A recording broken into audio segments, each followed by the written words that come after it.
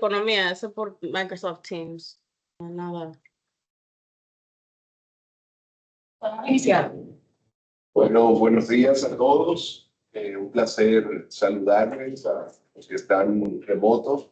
En este día, AMSHA, Comité de Economía y Mercado de Capitales, tiene el honor de presentar al economista Raúl Félix, uno de los mejores y más prolíficos productos de exportación de la República Dominicana.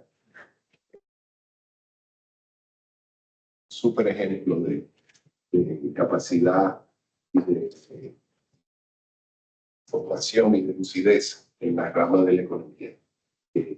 La idea es tener una charla en la que nos presente sus opiniones sobre el entorno económico mundial y luego una sesión de preguntas y respuestas. Antes que don Raúl inicie, quisiera que nuestro vicepresidente Raúl Ovalle comentase sobre con quién es que vamos a estar interactuando. Cómo no, Raúl Félix es, como tú bien mencionabas, Carlos Julio, dominicano, pero reside hace ya 40 años, hace 4 décadas en México. Y si se podría resumir su trayectoria y el impacto, no diría que en República Dominicana Raúl es el economista favorito de tu economista favorito. Todos reconocen, como bien mencionas, su capacidad, su influencia en un mercado tan amplio como el mexicano. Es una persona que está posicionada al más alto nivel y se ha dedicado a estudiar a profundidad los mercados internacionales, los mercados de valores. O sea que en el día de hoy vamos a tener un banquete de información, de insights, y animo a todos a que prestemos bastante atención y que guardemos las preguntas para el final y que esto sea una charla, como siempre son, bastante enriquecedoras. Muchísimas gracias a la Cámara Americana de Comercio en República Dominicana por invitarme a platicar con ustedes el día de hoy. Sin duda, los anfitriones son generosos con invitados, ¿no? Pero quisiera platicar con ustedes hoy un poco cómo están los mercados, cómo está la economía global. Y precisamente estamos a un día de que mañana todos los ojos, todos los oídos van a estar enfocados en Jackson Hole, Wyoming, cuando el señor Jeremy Powell, presidente de la Reserva Federal, le dé la bienvenida a un simposio famoso de la Fed de Kansas City, pero que ya es un simposio no regional, sino global, que coincide el verano, entonces es fácil en las vacaciones, todo el mundo ir para allá. Entonces no solo estará Jeremy Powell y los miembros del board de la Fed, van a estar los presidentes regionales, van a estar los banqueros centrales de Europa, seguramente de Japón, de China y de países emergentes. Entonces, quizás lo más importante no es lo que se diga, sino lo que se va a hablar en los pasillos entre los participantes. Pero es una tradición que el presidente de la Fed da la bienvenida y esas palabras de bienvenida normalmente vienen acompañadas de una presentación. Y estamos particularmente en un momento importantísimo. No todas las reuniones son igual de importantes. Lo son en el término académico, pero me refiero en el sentido de la oportunidad. En mi opinión, y esa va a ser quizás la conclusión de lo que voy a decir, es que estamos en un punto que es un punto de quiebre en la política monetaria de los Estados Unidos.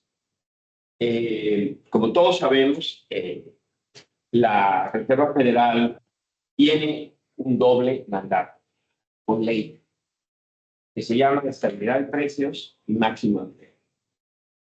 Es algo que se ha mantenido en la ley de la Fed, a pesar de que la mayoría de los bancos centrales, incluyendo el Banco Central Europeo, han dado un solo objetivo: el mandato de control de la inflación. La Fed es de los pocos bancos que todavía insiste en el doble mandato. En realidad, cuando se habla de un solo mandato, hay que entenderlo en un sentido flexible en la palabra.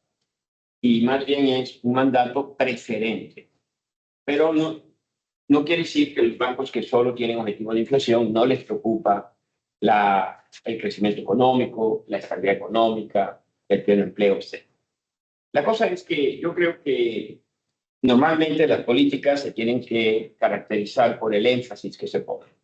Los últimos 2 años y medio han estado dominados por una política monetaria restrictiva, orientada a garantizar la estabilidad financiera, pero también a regresar niveles de inflaciones que llegaron casi a 2 dígitos en Estados Unidos y en Europa. El regreso hacia niveles cercanos a la meta del 2%. Entonces, todas las reuniones, todos los comentarios estuvieron centrados en qué es necesario para controlar la inflación, qué es necesario para volver al 2% o menos, que era lo que teníamos antes del COVID.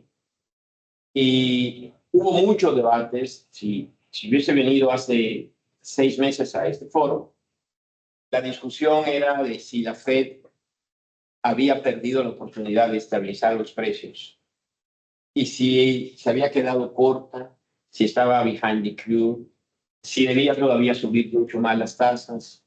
Esa era la discusión. Hoy las cosas son radicalmente diferentes, porque yo he visto que mañana Jeremy Powell, de lo que va a hablar es de que va a hacer un reconocimiento que después de 2 años y medio de esfuerzo, la inflación está controlada. Las expectativas de inflación están claras en la meta y el objetivo ahora es evitar una recesión. Creo que ese es el punto clave. Y como el objetivo ahora es evitar una recesión, pues esto significa que el ciclo de restricción monetaria va a cambiar y que seguramente el 18 de septiembre, cuando se reúna la Reserva Federal, vamos a ver el primero de una serie de reducciones de la tasa de interés. No va a ser un evento aislado, no va a ser calibrar la curva para tener un poquito menos restrictiva. En mi opinión, va a ser un ciclo de reducciones sistemáticas de la tasa de interés que posiblemente va a llevar a que se recorte 100 básicos este mismo año. Y por lo menos otros 100 básicos, por lo menos, el próximo año. Entonces, déjenme comenzar. Esta es mi conclusión. Pero quiero comenzar con... Se mueve todo. Ya está, ya comenzó a mover. Estoy yendo al revés. Hacia abajo, voy de regreso, perdón. Estoy aprendiendo a manejar.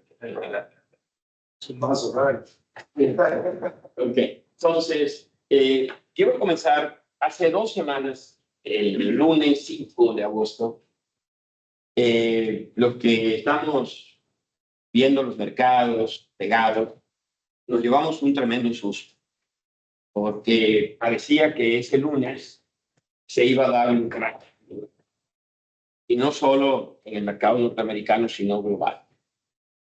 Nos amanecimos con el Nikkei cayendo un 12, cerró abajo un 12.5%. Los futuros flash, hicieron flash de ajustes a la apertura en Europa y en Estados Unidos, con ajustes muy fuertes de caída del crecimiento. ¿Y por qué sucedió esto? Y lo más milagroso es que 2 semanas después ya hemos recuperado los niveles que teníamos en el Standard & Poor's 500. Esa gráfica que les muestro es simplemente el Standard & Poor's 500. Y ahí vemos, hay que decir que antes de ese evento de ese lunes negro, el mercado estaba haciendo lo que normalmente hace después de un gran rally, una toma de utilidades, una corrección técnica, y luego vino ese lunes y vino esa otra caída brutal del mercado, Pero observen, 2 semanas han sido suficientes para recuperar y hoy el S&P va a estar abriendo arriba de 5.600. Obviamente el lunes negro hubo mucha gente que llamaba a la Reserva Federal a adelantarse y recortar las tasas ese mismo lunes. O sea, era la sensación del temor que había. O sea, la Fed se quedó atrás, que no espere más y que entre fuera del esquema y baje 50, 75 básicos de la tasa de interés. Bueno, eso ya pasó, ese miedo pasó. El mismo lunes las cosas comenzaron a estabilizarse. Hoy los mercados se han recuperado. ¿Qué fue lo que pasó y por qué los eventos? Bueno, yo diría que el viernes previo y en esa semana, el lunes de esa semana previa a los eventos, hubo 2 eventos que eventualmente desataron el pánico del lunes. Uno de ellos fue que el Banco de Japón subió la tasa de interés de política monetaria del Banco de Japón de 10 básicos a 25 básicos.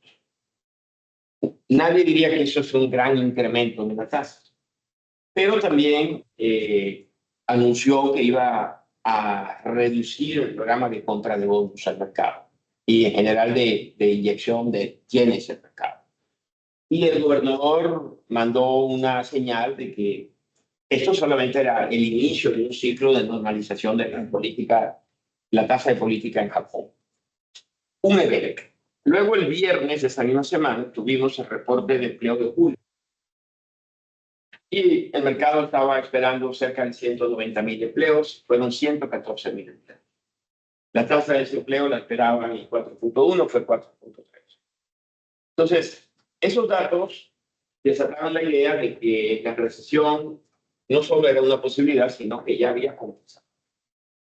Entonces, observen, si va a iniciar una recesión en Estados Unidos, o ya inició, las tasas de interés tenían que bajar. Si el Banco de Japón ahora tiene confianza de que la inflación en Japón es sostenible, eso significa que las tasas japonesas van a subir. Entonces, voy a ilustrar rápidamente este tema. Luego volveré aquí con esto. Aquí estamos viendo el índice Nikkei 225. Ese es el índice estándar de la bolsa japonesa. Entonces, ustedes pueden observar un pico de la bolsa de Japón. Ese pico que está yo lo estoy viendo hacia la izquierda, fue año 1987.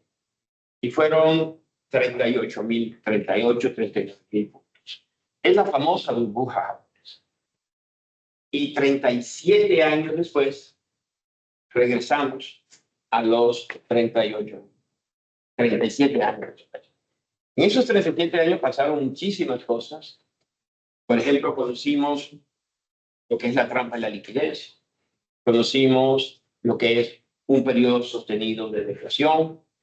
Conocimos tasas de interés nominales negativas.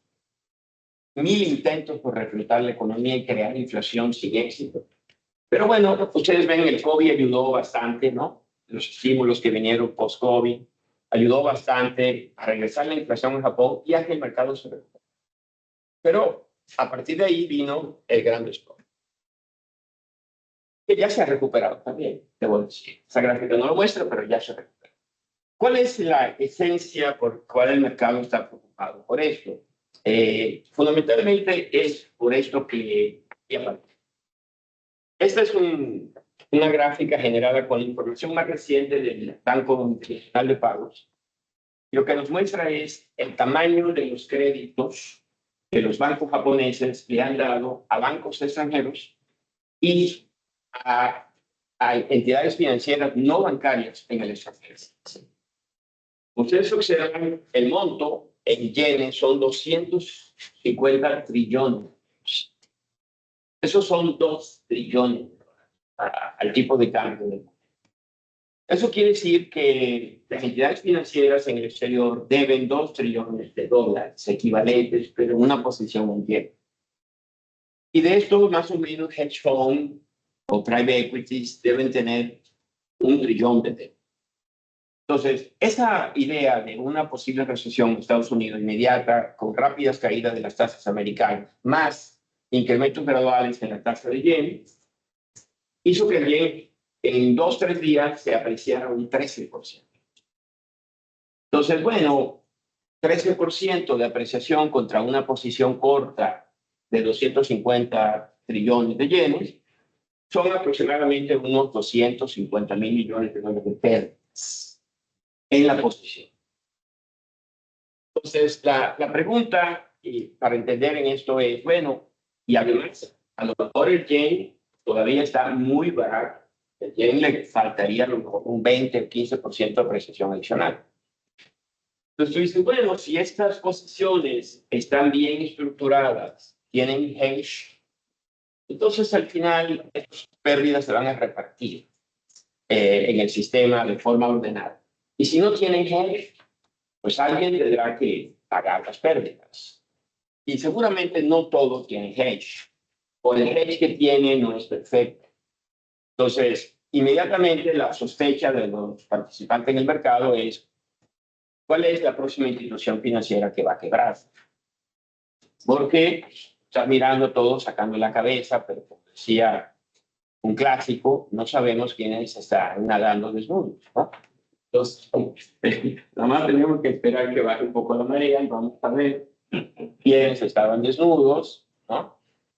Y ya lo hemos visto con Lehman Brothers en la crisis 2007-2008. Entonces, en lo que investigas, mucha gente salió a vender sus posiciones. Salió a tratar de regresar los yenes a Japón. Pero esos yenes no estaban en una caja de zapatos, estaban invertidos en algún lado en el mundo. Sabía que es lo que se llama el carry trade of yen. Había que deshacer las posiciones en dólares o en otras divisas para generar liquidez y ir a comprar los yenes. Y eso fue lo que generó esa ola de turbulencia, que afortunadamente no se convirtió en un tsunami. Pero es algo a lo que estamos expuestos y que probablemente yo no puedo decir ya pasó todo el peligro y ya no va a haber ningún evento de este tipo. Yo creo que se lograron controlar las situaciones. En el momento que ocurrían estos eventos, yo y mis clientes nos preguntábamos, ¿qué va a pasar? Y es una situación en tiempo real. O sea, no le podía decir, vamos a esperar a ver quiénes son los que están mal posicionados, si es un riesgo sistémico o no. No podemos, porque pasa el tiempo, se tienen que tomar decisiones sobre la marcha. En mi opinión, porque era esa mi opinión previa, es que estamos, curiosamente, en un software de la economía. Esa fue mi tesis, sigue siendo mi tesis. Es decir, se iba a poder lograr bajar esa inflación de 2 dígitos a la meta, evitando una recesión profunda. Quizás evitando una recesión. Eso ya no me atrevo a apostarlo, de que va a ser algo mágico y que no tendremos una recesión. Hasta ahora ha sido impresionante bajar casi 7 puntos de inflación sin un aumento en el desempleo. Cualquier curva de Phillips o cualquier otra curva que vincule el desempleo con las vacantes implicaba que deberíamos andar hoy casi con desempleo de 5, 6%. Entonces, la FED, en mi opinión, ha hecho un excelente trabajo. Jeremy Powell no es economista, pero el comité que él dirige, con sus asesores, yo creo que han logrado algo muy importante.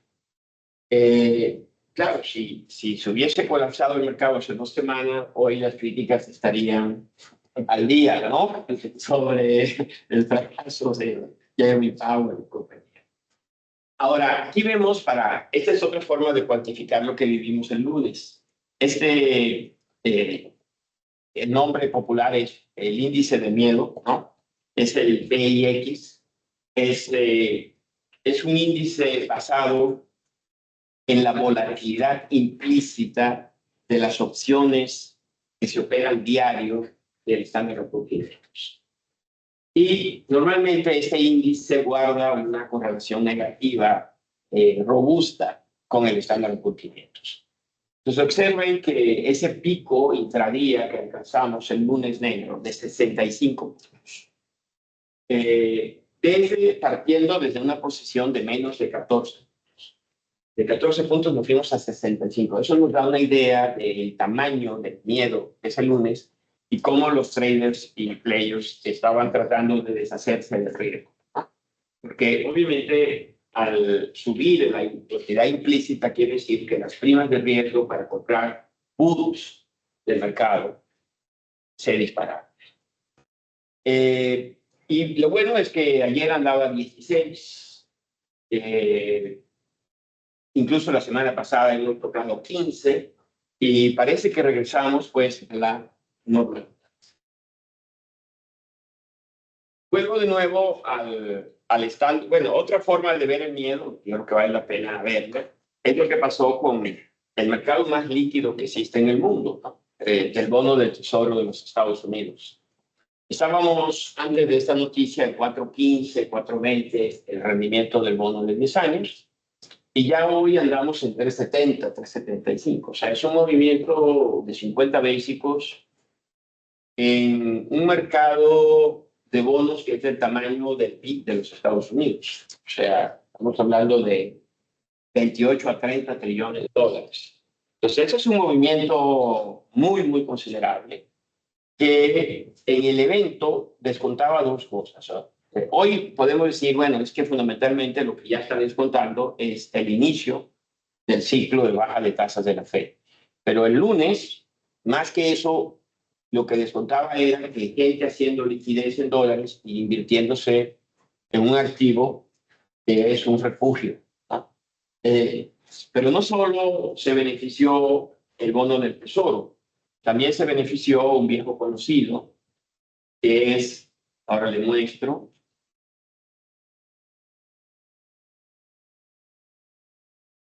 es el oro.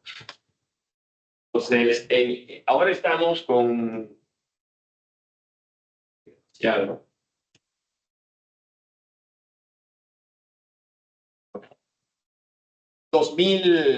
La onza de oro está cotizando en este momento alrededor de $2.500 la onza, un poquito más de $2.500 la onza, su mejor nivel histórico. Y bien interesante, no traigo una gráfica y no quiero dispersarme mucho al respecto, pero en ese mismo evento, que caía el Nasdaq 6%, 7%, las acciones tecnológicas a 2 dígitos, el Bitcoin también caía 10, 12%. Entonces, es interesante porque son experimentos naturales que nos permiten ver la naturaleza del Bitcoin versus el oro. John Maynard Keynes, se burlaba de la gente que acumulaba oro en su época, diciendo que era la reliquia de los bárbaros, ¿no? Pero es una reliquia que funciona, porque, por ejemplo, en medio de la crisis, la gente compró oro y no compró bitcoins. Y lo que te explica que el bitcoin está correlacionado con el S&P, no con el oro. Entonces no es un hedge natural contra la debilidad de los activos de riesgo. Es un activo de riesgo, ¿no? Con su correlación y su... o sea, es un activo digital que funciona básicamente en correlación positiva con las acciones tecnológicas. No lo vimos a la gente refugiarse en el Bitcoin en este momento. Entonces, el oro, la reliquia de los bárbaros, fue la que funcionó, igual que los bonos del Tesoro norteamericano. En fin, los mercados se vieron estremecidos por cómo el mercado está cambiando. Y la buena noticia es que yo decía a mis clientes que estaban muy preocupados, ¿qué vamos a hacer? pues vendemos en medio de la vorágine, compramos oro, compramos bonos del tesoro. Bueno, porque además yo vivo en México y el peso mexicano, la divisa más exitosa de los últimos 2 años, se depreció 7, 8, 9% ese mismo día. Y ya venía con alguna depreciación, pero se aceleró bastante. Y uno se preguntaría, bueno, ¿y por qué el peso se depreció? También el oro, el dólar se depreció. Vamos a ver, y vale la pena tal vez ver cómo el dólar, ese es el dólar. O sea, es el USD, es el dólar versus una canasta de 6 divisas, ¿no? Ahí vemos cómo se aceleró la caída, ¿no? Y el G fue el oro, fundamental. Y el peso mexicano se depreció considerablemente esa semana, todavía ha continuado depreciándose por otros eventos, pero es interesante ver que el peso mexicano es de las divisas emergentes la divisa más líquida del mundo. Opera a diario 115 mil millones de dólares. La mayoría de la operación es fuera de México. Es 24 horas en Londres, en Singapur, en Hong Kong, en Tokio, en Nueva York. Entonces, no fue un evento que tuviera que ver con México ni nada. Simplemente, si quieres cubrirte por el riesgo emergente, solo puedes hacerlo con una divisa con profundidad. Y ese es el peso mexicano. Entonces, realmente surgieron esa madrugada enorme cantidad de posiciones cortas por el peso, pero no como un problema de cubrirse exactamente contra México, sino cubrirse contra Brasil, por ejemplo, que no tiene un mercado tan profundo, ni líquido, ni totalmente libre. Entonces, todo se estremeció. Ahora, ¿por qué nosotros pensábamos que la situación no estaba tan complicada? ¿Y por qué pensábamos que esto no nos va a llevar a un crack? Bueno, tiene que ver con nuestra evaluación de... Bueno, ahí vemos cómo se movió la curva. Aquí vemos toda la curva. Hace un rato vimos al dólar, al bono de 10 años, pero aquí vemos toda la curva de rendimiento norteamericano. Cómo se desplaza a partir de estos eventos. Pero voy a ir entonces ahora a la economía. He descrito el entorno financiero que hemos vivido recién. En mi opinión, yo no estaba tan preocupado porque yo no veía cuáles serían los triggers o disparadores de una recesión profunda en Estados Unidos. La última recesión profunda fue 2007, 2008, 2009, dejando de lado el COVID. Y en aquel entonces había sospechosos fáciles de identificar. Por ejemplo, las familias especulando en el negocio de real estate. Los bancos aparentemente fuera del negocio de real estate, pero conectados a través de una off-balance operation, ¿no? El mercado de crédito. Entonces, al final, te decía, las familias están sobreapalancadas y los bancos directa o indirectamente tienen una alta exposición. Y obviamente si les va a afectar en sus finanzas públicas, en las finanzas privadas, porque se van a caer los precios de las casas, que son los activos que están respaldando esas hipotecas, pues va a haber un impacto directo sobre los balances de las familias. Y como el consumo es casi 90% del PIB, 86% del PIB, pues por ahí va a venir la recesión. Entonces decía, bueno, pues ahorita déjame fijarme en las familias. Y la respuesta que encontraba es que las familias americanas están bien. No están sobre apalancadas. En un ratito vamos a ver un poquito cómo están, pero no están sobre apalancadas. El sector privado está bien, el sector corporativo está bastante bien. Los bancos están muy bien capitalizados, parece haber aprendido su lección, que quién sabe cuando se sepa quién perdió el yen, el trade del yen. El que está muy mal es el gobierno. Entonces, claro, uno podría decir, no puede estar mal el gobierno y bien el sector privado, porque están conectados. Eventualmente, el gobierno va a tener que cobrar impuestos, y cuando cobra impuestos, ya las familias no se van a ver tan bien ni las empresas. Sí, es cierto, pero Estados Unidos tiene el privilegio del dólar, ¿no? Entonces nadie está huyendo del dólar, ¿no? Nadie está huyendo de los bonos. Entonces, mientras no haya quien pueda competir con el dólar o con el mercado de bonos, Estados Unidos puede seguir disfrutando de ese tremendo privilegio. ¿Y cuándo se ajustarán las finanzas públicas de Estados Unidos? ¿Quién sabe? ¿No? ¿Quién sabe? Entonces, no es inminente. Entonces, por ahí no veo que pueda desatarse una crisis.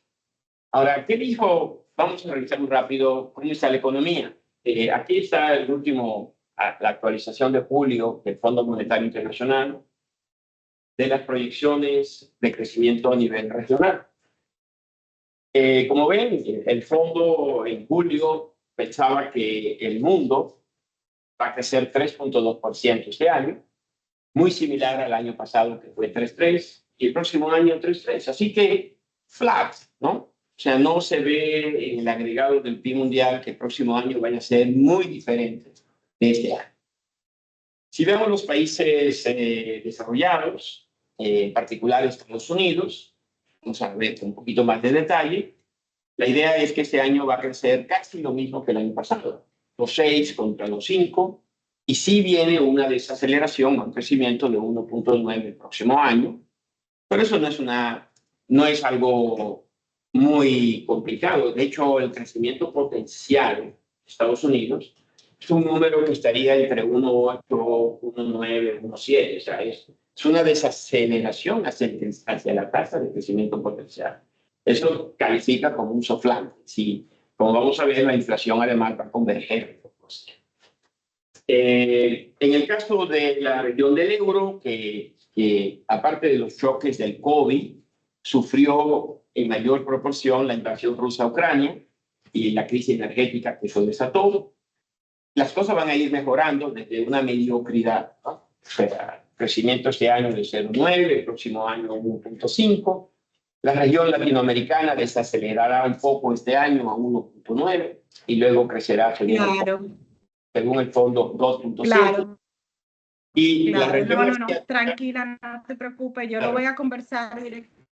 La región asiática, aquí vemos, va a tener crecimientos moderados, ¿no? Se van a ir moderando, pero observa, de 5.4 caeríamos a 5.1.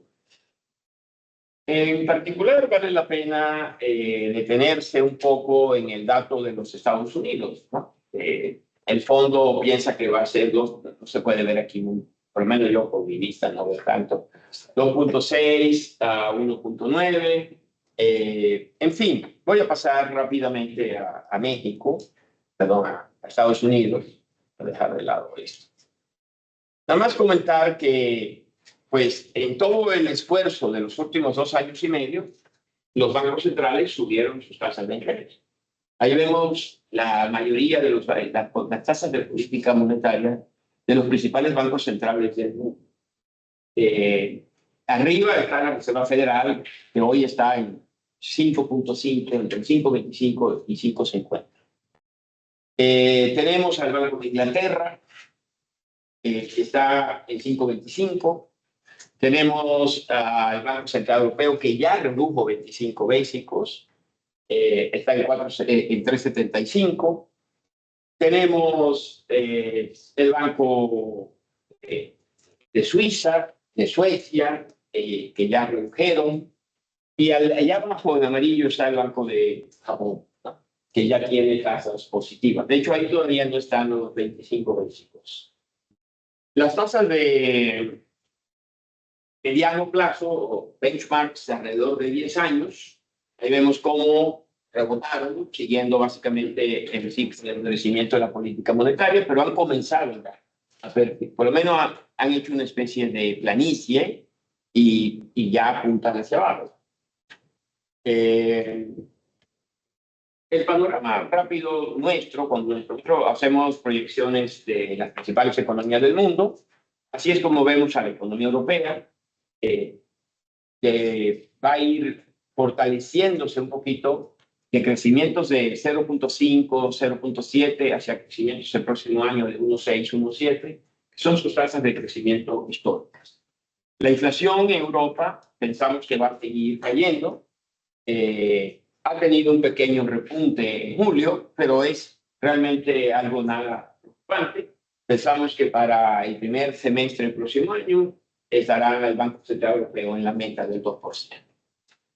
El caso de China se perfila como un reto más importante porque hay quienes hablan de la japonización de China, ¿no? Es decir, China, aquí lo vamos a ver en este tema de la inflación. Ahí aparece, China ha sido, igual que Japón, muy diferente del resto del mundo. Todos, en el resto del mundo la inflación surgió. Y vemos la situación en China. El 2% es la meta, pero la inflación subyacente está al 0.5%. La inflación a precios del productor está negativa, hay deflación. Y la pregunta es, bueno, después del colapso del mercado de crédito de vivienda en China, en este momento se percibe que hay un déficit de demanda en China. Y así es, ese fue el gran problema en Japón, después del colapso de la burbuja del 87. Y mucha gente dice, bueno, incluso yo pienso que ya están en deflación. Entonces, el problema de la deflación es que es un círculo vicioso, que hay un stock de departamentos que se tienen que vender, pero si cada mes están más baratos, mejor te esperas o compras. Entonces, es un ciclo que se retroalimenta. Las autoridades, claro, en China las autoridades tienen una gran discrecionalidad para actuar. Han bajado las tasas muy tímidamente y la mayoría de los participantes del mercado están desesperados pidiéndole al gobierno chino que haga más estímulos. Pero el gobierno chino tiene miedo de lanzar un programa general de estímulo y que no se le vuelva a generar burbujas otra vez en el sector hipotecario. Entonces está caminando una lucha bien delicada. No quiere dar estímulos generalizados para que no se vuelvan a formar desbalances en zonas de la economía, pero mientras más se tarda de eso y no se recuperan los precios, hay un riesgo de caer en una deflación. Por lo pronto, yo creo que la economía china, yo creo que va a tener éxito. Yo me inclino a pensar que va a tener éxito en lograr controlar el crecimiento económico. Nosotros estamos proyectando un 5% de crecimiento en la economía china este año y el próximo año. 5% para cualquier economía es muy bueno y para una economía de su tamaño es excelente. Pero ellos vienen de crecer tasas mucho más altas y hay una razón de por qué yo pienso que no deben ya crecer a tasas más altas. Es decir, vienen convergiendo en su tasa de crecimiento, pero el reto para China va a ser sostener un 5% y al mismo tiempo lograr que haya estabilidad de precios. Ahora, pasamos a la economía que nos interesa más a todos, que es la economía norteamericana. Ahí esta tablita un poco resume mis principales números de crecimiento, de inflación, tasas de interés. O sea, para resumir nada más, yo estoy calculando que la economía americana va a crecer 2.5 este año y 2% el año que viene. Pero reconozco que el riesgo es que el próximo año el crecimiento se pueda debilitar quizás hasta 1.5%. Es decir, el riesgo está hacia menos crecimiento el próximo año. La inflación la vemos CPI, o sea, inflación al consumidor, 2.5% este año, y más o menos lo mismo. La subyacente, que no aparece ahí, andaría el próximo año igual, 2.4, 2.5. Pero estas medidas de CPI se convierten en prácticamente 2, 2.1 cuando usamos el índice que usa la Fed, que es el PCE. En general, aquí está lo que vemos para la economía americana. Aparte de que, bueno, 2.5 este año y 1 o 2 el año que viene, o 1.8, 1.9, ¿cómo se va a dar? Nosotros estamos pensando que el primer semestre del 24, ya sabemos, la economía creció 3.1% en promedio. Para el segundo semestre, ahí es donde vemos la desaceleración ya visible, porque estamos pensando que el cierre del cuarto trimestre la economía va a estar creciendo 1.7, 1.6. Ya la economía va a mostrar una desaceleración. Luego, la economía se va a quedar en el primer semestre del próximo año con crecimientos abajo de la potencial, 1.4, 1.3. Y luego pensamos que se podría fortalecer un poquito en la parte final del año para volver a crecer al 2%. Ahora, como ven, en ese escenario que está ahí, que nos genera un modelito, no hay recesión. Hay desaceleración, pero no hay recesión. Entonces me dice, ¿qué tanta confianza? ¿Te atreves a apostar en serio que no va a haber? No me atrevo. ¿No? Porque, pues, pequeños cambios pueden hacer que la economía tenga un par de trimestres sin crecimiento o una recesión ligera, ¿no? Además, no me sorprendería. Pero el modelo no da una recesión. ¿Qué tanto influiría el factor político? Ahorita lo voy a comentar. La clave al final va a ser el consumo. El consumo aporta 1.7, 1.8 solito al crecimiento. Entonces, para poder tener una recesión, dado la situación que tiene la economía en este momento, suponiendo que no va a haber un aumento agresivo de impuestos, ni una reducción agresiva del gasto, porque no hay Fondo Monetario Internacional que vaya a revisar sus cuentas, debido a eso, no va a haber eso. Entonces, para que haya una recesión, tiene que venir un debilitamiento mayor que el esperado en el consumo. Entonces, aquí tenemos una serie de baterías rápidas de indicadores de la coyuntura económica. El panel de arriba es el famoso ISM, que es un PMI de manufactura. El de abajo es un PMI de no manufactura, que es esencialmente servicios. 50 es dentro, abajo de 50 comienza, no necesariamente es una contracción, pero la economía está creciendo menos que la tasa potencial. Entonces, lo que hemos visto en los últimos 2 años es que el sector manufacturero en Estados Unidos, pero en general en el mundo entero, ha estado relativamente bien. Pero el sector servicios no. Ustedes pueden ver cómo el sector servicios viene como una sierrita, sube, baja, sube, baja. Pero el dato de julio, que además salió oportunamente el lunes negro y trajo cierto respiro al mercado, es que volvió a estar arriba del 50, lo cual quiere decir que la economía, si el 86 o 90% de la economía todavía crece un poquito arriba del potencial, no hay una recesión. Sin embargo, mi temor, no temor, sino mi percepción es que ya en el segundo semestre el sector servicio va a estar debajo de 50. Ya de forma consistente, porque ha estado varias veces tocando bajo 50 y luego rebota. Pero yo pienso que ya se va a colocar bajo 50. Pues los dos van a estar en una zona de desaceleración y de riesgo de recesión. Aquí vemos otro que es un barómetro fundamental, la confianza del consumidor. Hay 2 índices ahí, el del Conference Board y el de la Universidad de Michigan. Y bueno, pues ya apunta hacia cierta desaceleración en la confianza del consumidor. Y esto se va a agravar en los próximos meses. ¿Por qué? Porque uno de los determinantes de este índice es la tasa de desempleo y la creación de empleos. Y esta ya se está desacelerando en esta práctica de ley, aunque le va a beneficiar la caída de la inflación. Pero creo que los salarios también nominales van a bajar. Entonces yo sí esperaría mayor deterioro en el índice de confianza. Y esa es una variable clave para entender un poco lo que pasó y lo que va a pasar. Esta gráfica es la tasa de ahorro personal de la familia norteamericana. Previo al COVID y post el COVID. Entonces, vemos previo al COVID que esta tasa se ubicó alrededor de 8%. Y luego vino el COVID y llegamos a ver tasas de ahorro personal hasta del 30%, 26, 27%.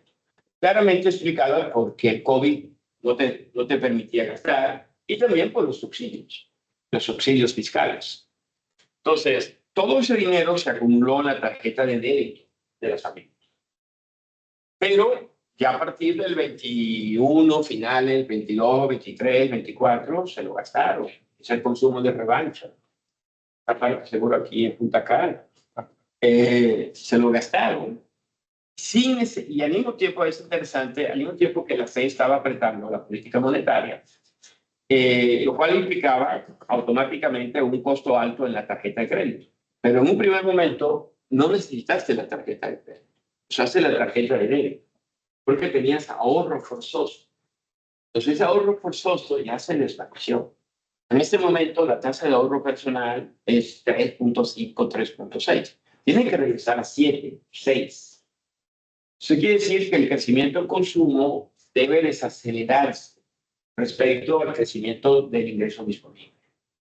Porque tienes que, no es que los americanos se van a volver ahora fanáticos del ahorro, tal fuego, sino que tienen que reponer un poquito su tasa de ahorro.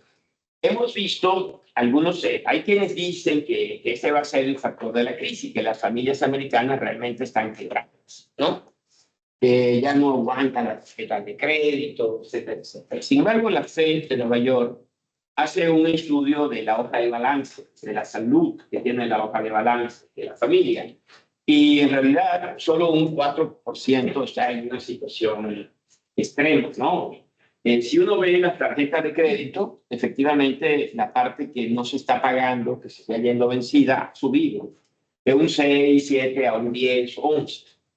Pero históricamente eso no es una situación tan desesperada. Pero sí comienza a haber un deterioro en la calidad de pago de la familia, sobre todo del consumidor marginal y de ciertos segmentos de ingresos de la población. Ya comienza a haber un problema para mantenerse corriente. Pero yo no considero que overall la familia esté quebrada o que vaya a haber una crisis como la hipotecaria que vimos anteriormente. Entonces yo creo que la familia va a tener que ahorrar más. Si ya quiere seguir consumiendo como está consumiendo ahorita, pues va a depender de que los bancos presten, ¿no? Yo creo que ahorita los bancos van a ver mucho más cauce en crédito, sobre todo a las familias. Y yo lo que estaría pensando es que sí viene una desaceleración en el consumo. Si esa desaceleración fuera súbita y más de lo esperado, sí puede generar un riesgo real de una recesión. Ahora, decía yo, bueno, las familias, los bancos, las empresas están bastante bien. ¿Quién no está bien? Pues el gobierno. Aquí vemos a través de muchos años, desde Reagan, el déficit público de Estados Unidos. En este momento de empleo, estamos con un déficit de 6.6% del PIB. El empleo. Ahora que la FED baje tasas va a ayudar a reducir el déficit, no el primario, pero en general. Pero tenemos un déficit de 6.6 y la proyección de la propia Casa Blanca es que, pues más bien se va a subir, no se va a bajar. Y si gana Trump y pone un impuesto del 15%, pues yo creo que en magia, alguno, eventualmente eso se va a pagar con déficit mucho mayor. Pero además tenemos la deuda pública. ¿No? Entonces aquí vemos a través de la historia, la Segunda Guerra Mundial, 119 puntos del PIB. Y hoy ya andamos a 124, 125. O sea, estamos con niveles equivalentes de deuda en Estados Unidos a los de una guerra mundial. En gran parte, el responsable de que hayamos llegado a esos niveles fue el rescate de 2007-2008 y el rescate del COVID. Entonces, el que sí tiene una situación delicada financiera es el gobierno de Estados Unidos. Pero toda la deuda de Estados Unidos está en dólares. No hay deuda en divisas extranjeras. El mercado americano del dólar no hay ninguna divisa rival en este momento que le dispute su hegemonía. Si hubiese una moneda sustituto, eso podría ser un gran problema. Si hubiese activos sustitutos, podría ser. Pero yo no quiero reducir la importancia de los deuda y los déficits, pero creo que dado el emisor de esa deuda, que es Estados Unidos, el Tesoro americano, no es un tema urgente y yo no preveo que vaya a haber una corrida contra el dólar ni nada.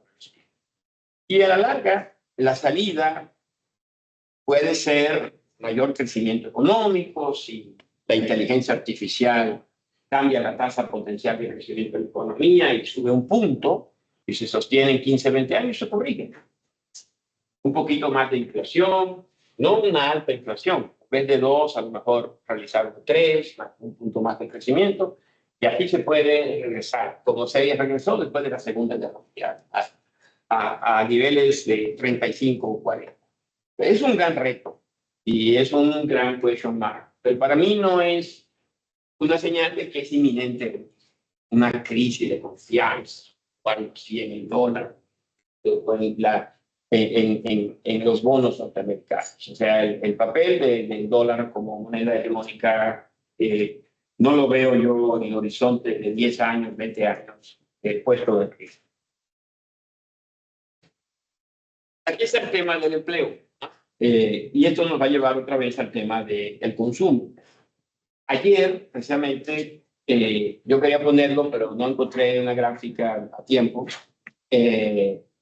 Ayer la Labor Statistics revisó los datos y encontró que entre marzo del 23 y marzo del 24 hay 818,000 empleos menos de los que se habían reportado.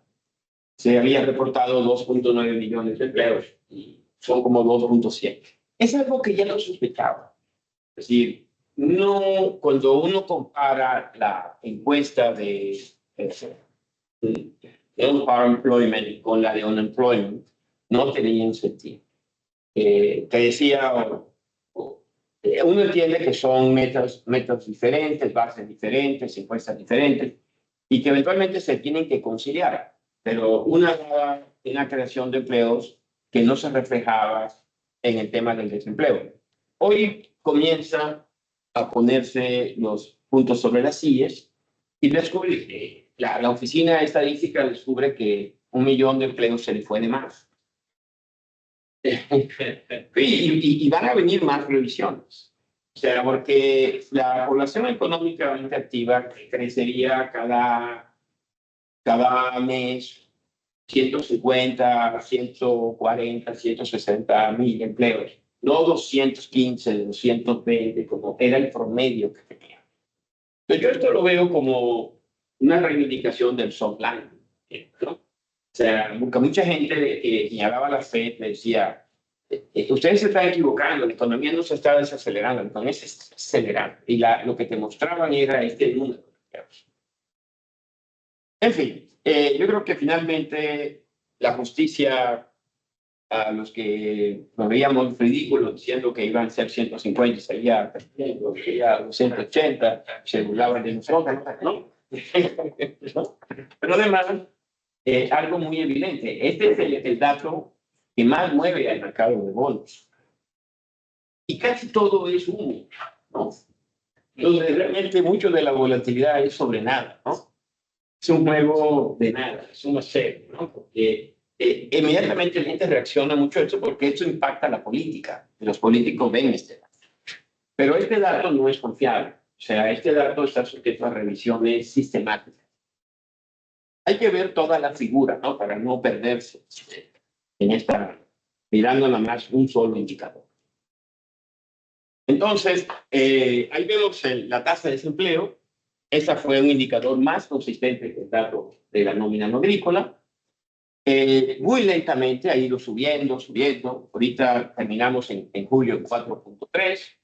Nuestro cálculo es que va a llegar a 4.6, 4.5 y luego se va a estabilizar a finales del año en 4.3. Aquí tenemos una serie de indicadores adicionales que nosotros seguíamos y que era que nos daba mucha confianza de que la economía se estaba estabilizando. La línea roja, en el lado de la izquierda, es las personas que renuncian a su trabajo. No es que lo despiden, sino que renuncian a su trabajo. La línea roja en el panel de la derecha son las personas que son despedidas. Son dos interesantes ver esa estructura microeconómica. Aquellos que son despedidos y aquellos que se van, que les da la gana, o que tienen una oferta mejor. Entonces, ustedes observan, hoy la tasa de despido de 1%, la misma noción. Las empresas no están despidiendo. Sin embargo, la gente ya no se está yendo. Hace un año o 2 años, la gente normalmente se va el 2% de tu nómina, se te va todos los años, se iba el 13%. Porque había oportunidades, había exceso de demanda. El hecho de que ya la gente que se va, lo que llama el quit rate, ya está igual o menos que previo al COVID, te dice que la gente está cuidando su trabajo. No lo están despidiendo, pero tampoco te están haciendo. Y si vemos la otra línea negra, es un comparativo del job opening, o las vacantes, dividida entre las personas desempleadas. Históricamente es como una relación de 1.2, 1.3 vacantes por cada desempleado, pero llegamos a tener más de 2 vacantes por cada desempleado. Entonces aquí vemos cómo se han venido cerrando las vacantes y en el otro lado, la línea negra, lo que muestra es el porcentaje de gente que estás contratando, ¿no? Entonces ya no estás contratando gente ni abriendo vacantes, ¿no? O sea que, y ahora las cifras de ayer nos muestran claramente que estos números eran los correctos, junto con el desempleo. El mercado de trabajo lleva 1 año y medio corrigiéndose de una situación de exceso de demanda. Si se le fue la mano a la FED y en vez de exceso de demanda ahora tenemos exceso de oferta, pues eso lo veremos más adelante, ¿no? Yo no estoy tan convencido de eso, que tengamos un exceso de oferta. Aquí vemos nuestras proyecciones de inflación para Estados Unidos. Como ven, nosotros vemos una convergencia de la inflación, terminando este año en 2.5, igual el próximo año. De hecho, nosotros pensamos que para mediados del 2025 las inflaciones CPI subyacentes van a estar debajo de 2 y luego van a haber un pequeño rebote en la parte final del año. De hecho, nosotros pensamos que mucho de la inflación del año y medio pasado fue un espejismo provocado por la forma como se calcula el impacto inflacionario de las rentas, que son contratos fijos de 12 meses, 24 meses. Nosotros vimos ya la inflación desde mediados del año pasado ya cerca del 2%, cuando quitábamos componentes de rentas, le llamábamos inflación súper subyacente. Bien, y ahora tenemos ¿qué piensa el mercado? No los economistas con proyecciones. ¿Qué piensa el mercado de cuál va a ser la inflación? Bueno, aquí arriba hay una encuesta en los hogares que hace la Fed de Nueva York. A 3 años, a 5 años, a 1 año. Ya las expectativas en los hogares es inflación de 2,3, 2,4. Abajo es una encuesta que hace la Fed de Atlanta entre empresas. ¿Cuál es la expectativa que tienen las empresas? 2,4, 2,3 de inflación. Y muy parecida a la que tienen en este momento los hogares. Y aquí está una implícita usando los bonos del mercado, comparando los tasas nominal con la tasa real, 2,2, 2,3.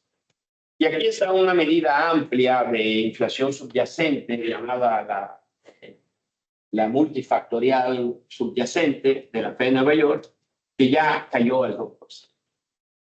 Entonces, como ven, tenemos una economía desacelerándose, un mercado de trabajo normalizado, inflaciones ya en el horizonte de política monetaria cercanas al 2%, expectativas de inflación ancladas y en la meta de inflación. Entonces, ese es el soft land. En mi opinión, ese es el soft land. Bueno, no voy a hablar mucho del dólar ahorita, pero la pregunta entonces, antes de entrar a discutir la política monetaria para terminar, ¿va a haber recesión o no va a haber recesión? Bueno, aquí está un indicador muy confiable, que es la pendiente de la curva de rendimientos. O sea, ahí hay 2 versiones. La negra, que es muy famosa en Wall Street, la usa todo el mundo en Wall Street, es 10 años contra 2 años. La roja es 10 años contra 3 meses. Y esa es la preferida por la Fed de Nueva York para calcular la probabilidad de una recesión. Entonces, ustedes observan desde los 80s o del 90, todas las recesiones, pero también puedo decirlo para atrás, han sido anticipadas por una inversión de la Fed. Y muy interesante en la línea negra, si ustedes observan, las recesiones comienzan cuando ya la curva se aplana. Primero se invierte, luego se aplana y luego comienza la recesión. Alguien diría, pero ¿por qué comienza después de que se aplana? Bueno, porque los impactos de la política monetaria en términos de costo de capital, crédito, toma tiempo para que se construyan en reducción del volumen de inversión, en la reducción de compra de bienes duraderos, todo eso toma un tiempo. Pero normalmente ya sucede eso. Entonces, observen ahorita la línea negra, ya casi el bono de 10 años y el de 2 años ya están igual. De hecho, ayer en los lugares estaban 10 básicos de diferencia. Tuvieron que estar 80 básicos de diferencia. Entonces, esa ya es una como condición para que haya una reducción, ¿no? Ya se acercó, ya se invirtió hace más de un año la curva y ya casi está flat. Sin embargo, siempre que la línea negra está flat, la roja todavía está inversa. Y ahí unos 6 meses, 7 meses, es un periodo variable, 12 meses, aparece una recesión. Entonces, una de las condiciones, ahí está. Esto es inevitable, es seguro, nada es seguro, excepto la muerte y los impuestos, ¿no? Aquí está en base a eso un cálculo muy rápido de cuál sería la posibilidad de una recesión en 12 meses. Yo uso directamente el cálculo que hace la Fed, yo lo he reproducido y da lo mismo, 50-55% de probabilidad. JP Morgan, Goldman Sachs tienen sus modelitos y les da 60-65. Más o menos esa es la idea. Me quedas intuitivamente, es más de 50, yo pienso que sí. Yo pienso que la probabilidad es más de 50, es quizás 60-70. Pero eso no quiere decir que vaya a ser seguro. Estamos yo diría que estamos en una desaceleración con un riesgo sesgado, no es 50-50, sesgado a que sí puede haber. Voy a poner aquí otro indicador que se volvió famoso el lunes negro, de hecho fue parte de lo que disparó el lunes negro, es la llamada Stand Rule, y la ven, es una señora que escribe sobre macroeconomía, que fue parte del staff de la Fed, y ella tiene una regla calculándola con la tasa de desempleo, y yo la calculé ahí, la Stand Rule, y lo que dice es que cuando esa Stand Rule alcanza 0.5, ya estamos en recesión, ¿no? Entonces, esta regla dice que ya estamos en recesión, ¿no? La otra dice que posiblemente estaremos en recesión en unos 12 meses o unos 6 meses. Ahora, la propia Claudia Chan escribió un artículo en Bloomberg diciendo de por qué la Stand Rule no es correcta esta vez, ¿no? O sea, estoy en contra de la Stand Rule. Y eso nos habla pues un poco de los traders que les gusta siempre tener un indicador que supuestamente va a dar, ¿no? Siempre se inventan uno hasta que cae de gracia, ¿no? Y luego ya inventan otro, pues. Pero ese fue el que tal vez parte importante de la volatilidad del lunes negro. ¿Qué va a hacer la Reserva Federal? Como decía, mañana ya veremos qué va a decir el señor Powell, pero ese es afortunadamente la Fed tiene en Chicago hay un mercado de futuros de la Fed Fund, de la cual podemos inferir probabilidades de movimientos. Entonces, obviamente estos son basados en los futuros en Chicago. El mercado está esperando 25 básicos en la reunión del 18 de septiembre. Hace 2 semanas esperaba 50 básicos. Hubo un momento que esperaba hasta 75 básicos, porque estaba muy álgido. Ahora, sí viene baja de tasas, pero no estamos en una emergencia. Se van a hacer de 25.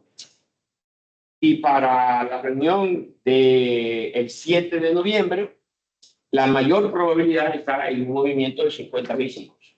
Ayer. Pero eso cambia. La semana pasada era otros 25 básicos y 50 básicos en diciembre.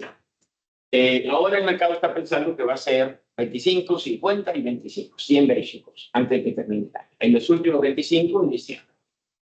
De hecho, lo podemos apreciar en esta tablita.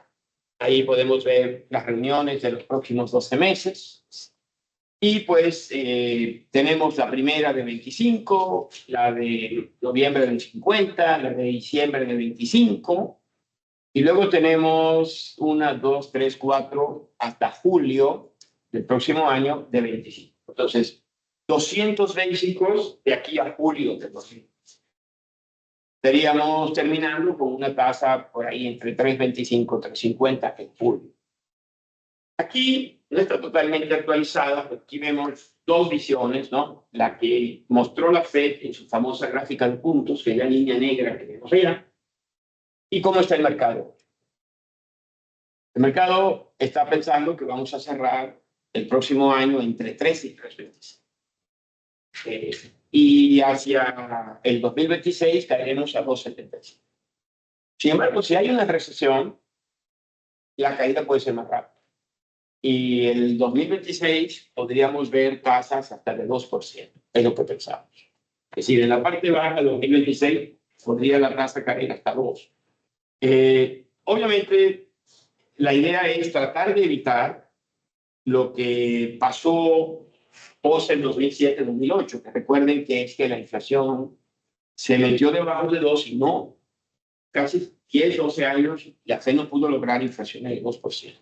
Así que ante cualquier debilidad en el 2025, la Fed va a reaccionar con baja de tasas muy rápido para evitar a toda costa caer de nuevo en una situación de inflación deficitaria. O sea, yo creo que la Fed preferiría una inflación arriba de 2, ligeramente arriba de 2, que una inflación abajo de 2, como le sucedió entre 2008 y 2015. Incluso antes del COVID no se había logrado en estricto sentido una meta de inflación del 2%. Y bueno, no voy a entrar en muchos detalles, pero esto va a significar ajustar la hoja de balance. La hoja de balance del FED ya se ha ajustado. No creo que mucha gente dice, no, es que va a volver a 4 trillones. No, se va a quedar 6,5 trillones. O sea, yo creo que es inminente que la Fed, no sé si en la misma reunión del 18 o posterior en noviembre, ya va a suspender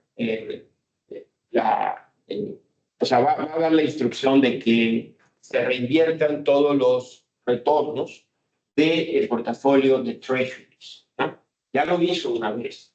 Creo que sí va a seguir vendiendo o no reponiendo al 100% el portafolio hipotecario, porque la idea es salir de ese portafolio.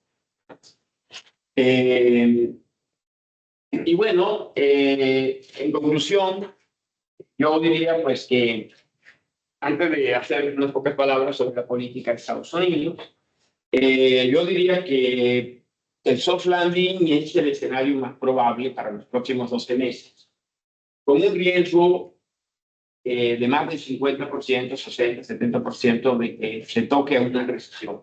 Pero en todo caso, si tuviera que definir la recesión, no va a ser una recesión prolongada, serán 6 meses de recesión probablemente, y será un año donde ocurra la recesión, donde el crecimiento será positivo en todo el año, solo que no alcanzará el 1,7, probablemente sea 1 o un poquito menos de 1%. ¿Y qué le va a pasar a los mercados? Pues yo pienso que el mercado que ya alcanzó 6.200 tiene una buena oportunidad de cerrar en 5.740, otro 3-4% más de aquí a fin de año, en un escenario base. Y en un escenario optimista, yo creo que puede alcanzar 6.000, 6.200, otros 10-12% de aquí a fin de año. O sea, creo que estoy bastante bullish sobre el mercado. En especial, no necesariamente porque se vayan a ver nuevos máximos de las famosas 7 magníficas empresas que valen 2, 3 trillones de dólares, sino porque hay muchas empresas del sector value, o sea, empresas medianas, medianas que son gigantes, de 40 mil millones de dólares ya es una empresa mediana en Estados Unidos, que no han visto sus 15 minutos de fama, no han tenido sol, y que ahorita se va a invertir en bancos, bancos regionales, que están muy lastimados. Ahora cuando venga la baja de tasa de la FED, los bancos regionales van a tener un respiro profundo. Empresas industriales, entonces yo creo que de salud, utilities. Entonces yo creo que muchos de los sectores que no han estado de moda van a tener su exposición al sol, ¿no? Y todo eso va a subir un poco. Y con que regresen un poco los precios de las tecnológicas, con eso yo creo que el mercado tiene para cerrar el máximo histórico, ir a nuevos máximos históricos los próximos 6 meses. En el caso de Estados Unidos, pues ya para concluir, pues la política que parecía resuelta hace un mes ya no está. Hace un mes las apuestas de un triunfo de Donald Trump eran abrumadoras, porque después del deficiente debate del presidente Biden y el evento del intento de asesinato del presidente, el candidato Trump, pues parecía que Trump era imparable. Ya no. Estamos hoy, será el último día de la convención demócrata. Aquí vemos las encuestas. Esta es una encuesta, no una encuesta, es una apuesta. Es una caja que se llama Predicted, donde puedes apostar a eventos políticos. Es como el Chicago Mercantile Exchange de la política o de cualquier evento. Si fulanito se va a casar, sí, puedes apostar también, ¿no? Una banca. Exacto, sí. Entonces, bueno, aquí vemos la apuesta de si gana Kamala Harris, te pagan $1 y tienes tú que comprar ese ticket en 53 centavos. Si gana Donald Trump, te pagan $1 y te vale 49 centavos.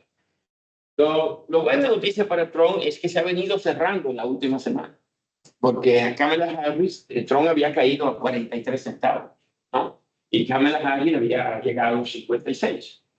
Entonces, la impresión que yo tengo es que Kamala Harris tiene un momento positivo, que va a alcanzar quizás hoy su mejor momento cuando es un discurso de aceptación, pero de aquí en adelante comienza la verdadera pelea. Y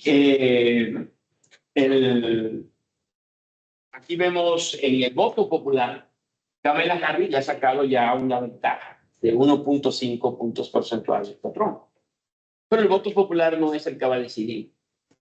En el voto del colegio electoral, los llamados swing states, Harris ya volteó Wisconsin, también le dio la vuelta a Michigan, y hay dos que están a punto de voltearse. Pensilvania, donde Trump todavía tiene 0.2% arriba.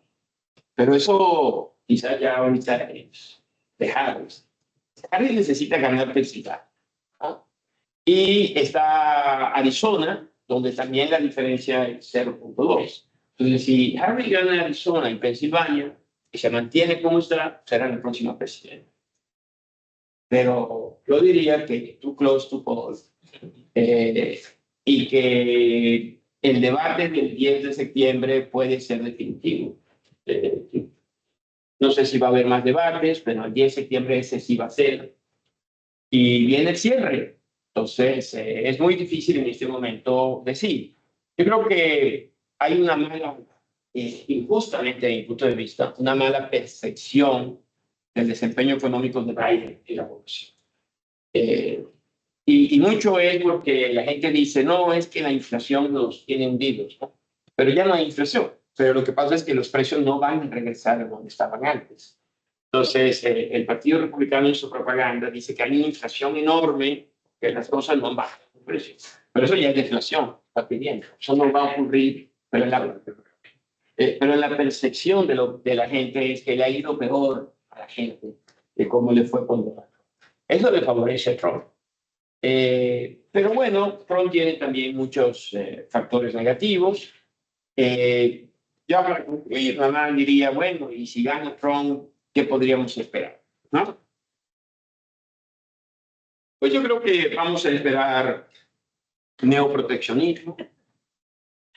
Trump ha dicho que de entrada habrá un arancel mínimo de 10% a todos los países.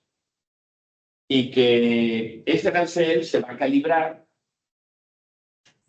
hacia tasas adicionales de acuerdo al tamaño del déficit de Estados Unidos con ese país.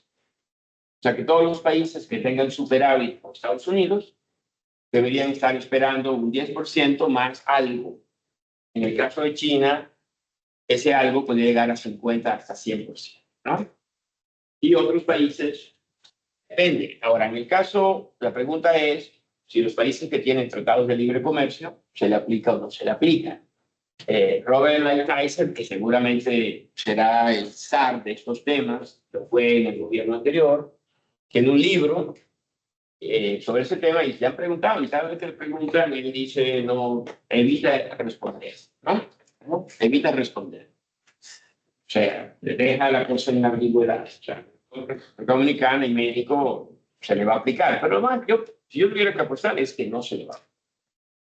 Pero a Europa sí, a los países de Europa sí, a los países emergentes de Asia sí, a Corea, a Japón, a la India, a todos aquellos países que dice es la regla, 10% y un adicional dependiendo del tamaño de tu superación con Estados Unidos.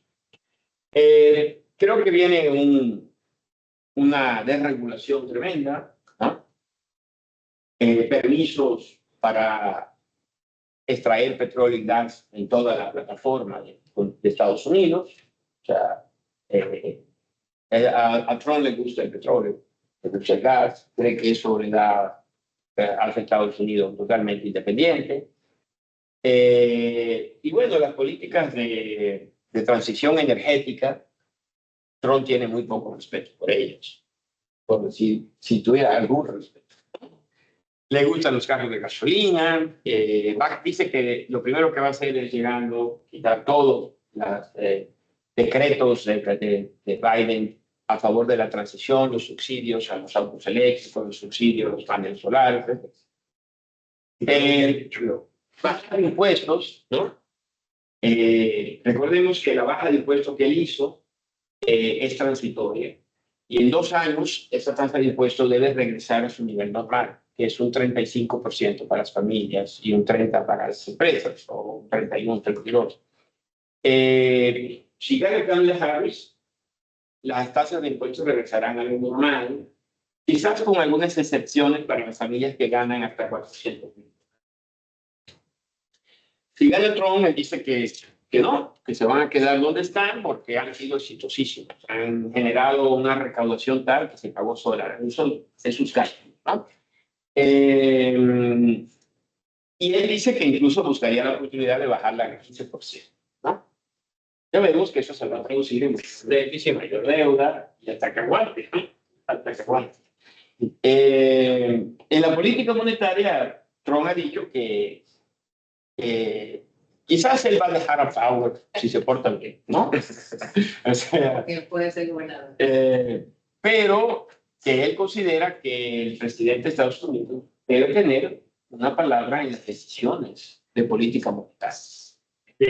Antes de que se anuncie una decisión de tasa de interés, se le debe consultar, ¿no?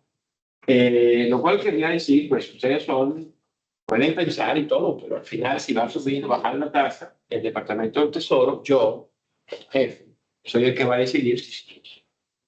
Y tienen un grupo de abogados buscando el sustento legal de esa posición. Y yo creo que la pueden encontrar. O sea, ya la FED en toda la post-Segunda Guerra Mundial estuvo sometido al Tesoro hasta el 58, durante 15 años. Entonces, se puede volver a ese llamaba un memorándum de entendimiento. Y bueno, pues si Trump va a controlar, el Ejecutivo va a controlar la FED a través de algún mecanismo, ya no solo nombrando al presidente de la FED, sino que me tienen que consultar. Obviamente vamos a tener una política monetaria menos restrictiva, y es que lo que sucede es que si tú pones el arancel que él quiere poner, lo único que va a suceder es que el dólar se va a apreciar. Entonces, la ventaja comercial que él quiere ganar se va a perder. Entonces, la única forma que él puede evitar que el dólar se aprecie es bajando la tasa de interés en dólares. Entonces, por eso es que necesita controlar la Fed. Pues una cosa va con la otra. El proteccionismo y la política monetaria no son independientes. Que si tú subes los aranceles, lo que va a suceder es que va a haber más inflación, un impacto inflacionario. Y la Fed, para evitarlo, va a subir las tasas. Entonces, el dólar se va a hacer más caro y no ganaste nada, ¿no? Y Trump lo sabe y la Tyson lo sabe, todo ese grupo lo sabe. Entonces ellos van a presionar de la forma que sea la política monetaria para que no cancele el efecto de una restricción comercial. Pero eso va a hacer que el balance del riesgo es más proinflacionario. No estoy diciendo que va a ser una gran inflación ni que se va a disparar la inflación. Simplemente que va a ser un balance proinflacionario. Y probablemente en vez de 2, la inflación se pueda quedar 3, 3,5 durante una década. Y finalmente, pues la migración, van a terminar el muro y van a deportar a millones de indocumentados. Eso está por verse, ¿no? Eso está por verse. Porque en parte Estados Unidos ha crecido más que Europa por la flexibilidad en la oferta de trabajo. Entonces, si vas a sacar millones y millones, vas a hacer redadas de las calles, vas a sacar millones y millones, pues entonces a lo mejor vamos a tener un desequilibrio en el mercado de trabajo. Entonces, yo creo que esto es mucho retórica, que sí va a haber algunos eventos muy visibles, pero Estados Unidos necesita de su ritmo monetario. Entonces, aquí hay un tema cultural, político, y del otro lado un tema económico, que se tiene que balancear de alguna manera. Bueno, serían mis comentarios a su disposición. ¿Qué pregunta tengan ustedes? Se fue la jefa, no sabemos. Mira, la jefa, ¿cuánto tenemos? Yo sé que estamos un poco pasaditos. 10 minutos. 100 minutos. Bueno, primero, Raúl, de verdad que un honor, un orgullo ser dominicano con esa claridad y con tanto conocimiento general. Yo quiero hacer la primera. Lo voy a aprovechar. Claro, casi todo lo que tú mencionabas sobre la política monetaria, creo que fue el centro de todo, se basa en el instrumento de tasa de interés que utilizan bancos centrales de todo el mundo ya para su meta de inflación. Justo ayer leí un artículo que nos enviaron a un grupo de aquí, donde se mencionaba, no sé qué digo, el Financial Times, que Singapur tiene un instrumento de política de tasas de cambio para controlar su política monetaria, la inflación, pero vende tasa de interés, usa la tasa de cambio. Hay países, hemos oído hablar de cómo utilizan eso también, ¿verdad? Entonces, él fue el presidente del banco de los BID que mencionó esto. Mira, vamos a hablarlo, no sean tan ortodoxos, economistas. Él mencionaba el riesgo del soft stop, de que te genera más volatilidad en los flujos de capitales. No mencionó el tema de que te da muchísima volatilidad en la tasa de interés locales, ¿verdad? Que el trade-off, ¿verdad? Entonces, yo solamente quería preguntarte si ese fear of floating debe ser eterno y debe ser la ortodoxia por siempre, o tú crees que hay espacio a pensar en esos regímenes alternativos. Yo creo que hay espacio para pensar en los regímenes alternativos. O sea, cada experiencia, cada situación es diferente. Pero no conozco bien el caso reciente de Singapur, pero vamos a decir, Hong Kong tiene un régimen similar. Es una caja de conversión. En Hong Kong hay cierto margen para hacer política monetaria, muy poquito, pero ellos tratan de tener una cobertura de más de 100% de los activos líquidos en la moneda, en este caso el dólar. Pero tienen un respaldo bastante sólido. El problema con los sistemas tipo de cambio fijo, al final, se mueve, pero es fijo, ¿no? Efectivamente, el problema es que pueden abrirse oportunidades de arbitraje muy grandes que den lugares a corrida que colapsen el régimen. Un tipo de cambio fijo no necesariamente es malo, pero tiene reglas. O sea, tiene reglas, porque prácticamente tú pierdes la flexibilidad de hacer política monetaria. Casi refleja la política monetaria de la moneda a la que te pegas. Tienes un pequeño margen. El problema en América Latina es que en los 80, los 90, ese margen se quiso usar ampliamente. Y eso eventualmente terminaba en una crisis de balance de pago con pérdida de reservas. Pero los chinos, bueno, en Hong Kong y en Singapur y muchos regímenes de Asia se ha usado esto sin que haya generado crisis. Pero eso requiere una disciplina. O sea, si no se va a tener esa disciplina, pues lo único que vamos a tener es una reproducción de los 80, de los 90, durante todo el periodo de estabilidad, que luego son seguidos por periodos de inestabilidad y luego vuelve a periodo de estabilidad. O sea, ahora, todo el mundo puede flotar. No creo que todo el mundo pueda flotar, pero hay regímenes intermedios entre la flotación y el tipo de cambio fijo. Ahí sí. Y si se manejan con inteligencia y se manejan con reglas, sobre todo de cobertura de las reservas, funcionan. No sé si sean los mejores, no sé, ¿no? Pero funciona. Funciona. No es una catástrofe.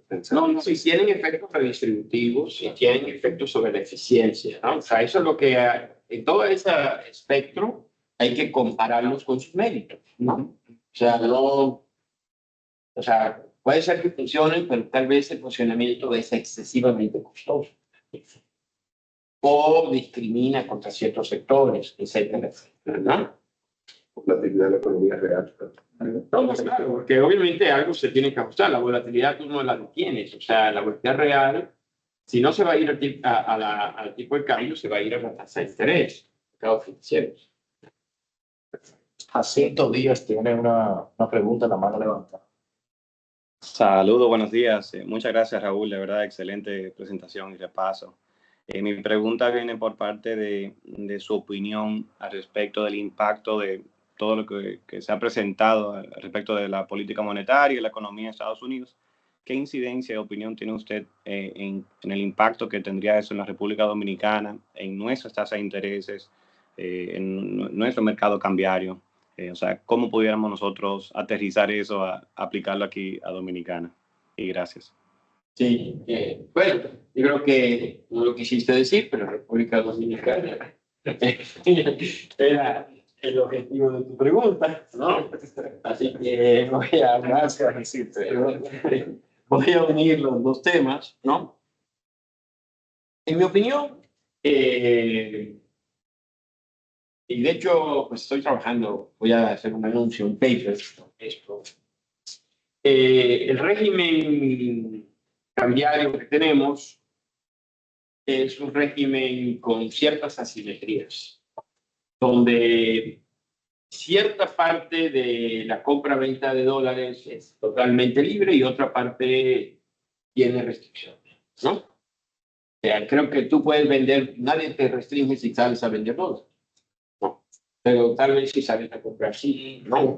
Entonces, eso es una asimetría. Hay que decir que no tenemos realmente un régimen de protección. No estoy ofendiendo a nadie.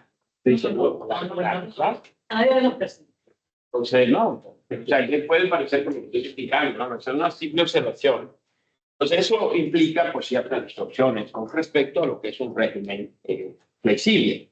A lo mejor no sería el benchmark porque el régimen flexible a lo mejor no es viable. O sea, entonces, esas son las cosas que hay que discutir. Pero un planteamiento de la política monetaria en Estados Unidos va a ayudar sustancialmente a manejar el régimen monetario de República Dominicana. Porque, pues, obviamente el dólar es tu moneda alternativa. El régimen como funciona con una escasez crónica de dólares. Entonces, el que Estados Unidos baje las tasas de interés como lo va a hacer, implica que la oferta de dólares va a aumentar.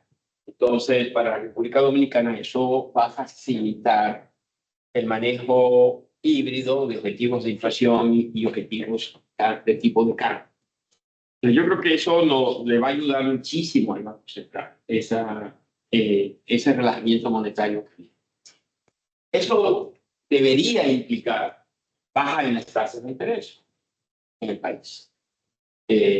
Tanto, yo no, la de política monetaria, difícil de entender exactamente qué es, pero la interbancaria, yo pienso que debería tener un relajamiento.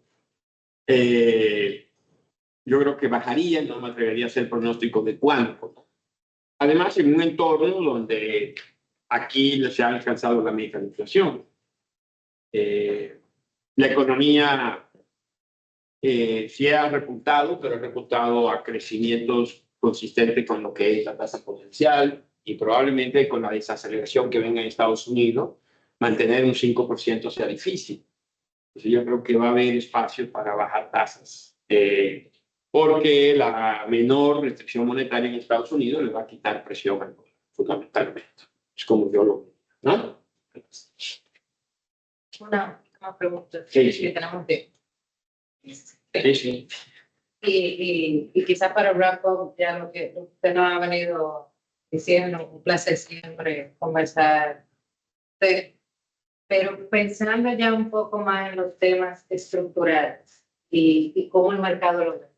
A veces, desde que Powell y la Fed empezaron su subida y su reacción tardía, como algunos criticaron, es como si el mercado siempre ha estado vaticinando, no, esto no va a aguantar mucho, esto se va a romper. Y yo a eso le he llamado el wishful thinking. El mercado quisiera volver al pre-2020, a tasa cero en dólar. Sin embargo, ni hemos visto el crash financiero que se esperaba del sector inmobiliario, de los CREs, no hemos visto tampoco el quiebre del como te bien explicó, del desempleo. Hemos visto más bien un soft landing. Y donde sí hemos visto los riesgos ha sido quizá una poca preparación o adaptación del sector financiero a este nuevo ajuste. Silicon Valley Bank, no nos preparamos para un aumento de duración. El carry trade online, no nos preparamos para que Japón en algún momento saliera de ese eterno letargo. No nos preparamos como sector financiero. Y quizá un poquito de la reflexión, viendo algunos grupos, BlackRock, PIMCO, menos JP Morgan, también desde temas de la inflación como algo, no solo algo un poco más estructurado. Hay demanda de infraestructura, por demanda de energía con la misma adopción de AI, se va a necesitar construir más e invertir más en capital. Tenemos una población vieja en Europa que está pesando, tenemos unos cambios demográficos globales, tenemos el nearshoring que está cambiando un poco la dinámica de la cadena de suministro. O sea, todo eso sí me impacta a que nosotros después de 2020 no es que vamos a controlar la inflación post pandemia, vamos a volver necesariamente a un evento idílico de la gran moderación de tasa cero. Como el sector financiero y como los portafolios no nos preparamos solo un consenso de un wishful thinking de que bajen la tasa y que todo vuelva a la normalidad que nos acostumbramos los 15, 20 años antes de la pandemia. Bueno, yo espero que no volvamos a la tasa cero, que puede ser para ciertos sectores un buen negocio, pero yo creo que no vamos a volver. Creo que si la Fed hace bien las cosas, podríamos terminar con, por lo menos en el corto plazo, la meta del 2%. Ahora, lo que mencionas hacia adelante, la necesidad de inversiones para generar electricidad, o sea, que es masiva, si la inteligencia artificial va a funcionar como se promete, las necesidades de infraestructura, pues todo eso implicaría que deberíamos correr una economía un poquito sobrecalentada, ¿no? Y esto, en todo caso, lo que implicaría desde mi punto de vista es que quizás, así como tuvimos una década y media con inflaciones por debajo de la meta, podríamos tener una década y media con inflaciones por arriba de la media. Pero no veo una inflación fuera de control. Es decir, no veo que la inflación se va a volver a 7, 8 y vamos a tener que volver a frenar. Yo creo que, en todo caso, si me dices, bueno, la Fed va a tolerar una inflación hasta de 2,5 o 3, incluso en algunos momentos, si gana Trump. Sí, pero no creo que sea un tema no manejable, ¿no? Creo que es un tema manejable. Entonces, yo creo que no volveremos al mundo previo al COVID, pero el mundo post-COVID tampoco me asusta mucho. O sea, es un mundo un poco con un poco más de inflación. No va a ser 0, la inflación no va a ser 1, las tasas no van a ser 0, a lo mejor las tasas. Yo creo que 2,75, un corredor de 2,50 a 2 a 3% como tasa neutra, esa es la nueva realidad, ¿no? Y la parte larga, la pregunta es si no va a exigir el mercado un premio, ¿no? Un premio por plazo. Prácticamente las compras de bonos que hacían los bancos centrales suprimieron la prima por plazo. Entonces, si la prima por plazo vuelve de nuevo y las tasas de política están entre 2,5 y 3, primas de 75, 100 básicos te darían pues tasas de benchmark de 10 años, 3,50 a 4, ese corredor. Yo creo que ese es el mundo. Y si la inteligencia artificial funciona, pues viene una época muy próspera, bastante, ¿no? Pero eso está por ver, o sea, yo no lo doy por hecho, ¿no?